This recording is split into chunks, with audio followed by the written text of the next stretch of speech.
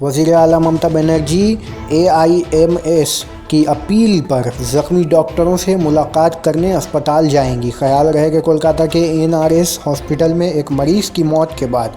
उसके रिश्तेदारों ने अस्पताल में डॉक्टर पर हमला कर दिया था, जिसकी वजह से डॉक्टर ज़ख्मी हो गए थे। लेकिन बाद एक का दौरान इलाज मौत हो जाने से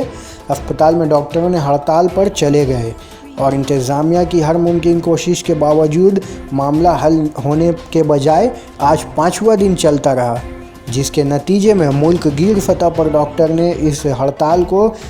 सपोर्ट किया। ताहम AIIMS के वज़ीर आला ममता बनर्जी को 48 घंटे का अल्टीमेटम देते हुए डॉक्टरों से मुलाकात करने और उनकी 6 शर्तों को मानने की बात कही है,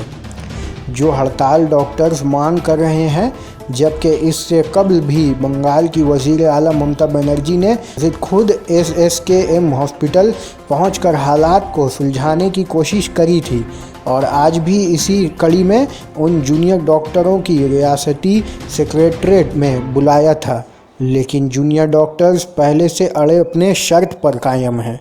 कि ममता बनर्जी बिना शर्त माफ़ी मांगे और उनकी उन मांगों को पूरी करें जो वो लोग चाह रहे हैं।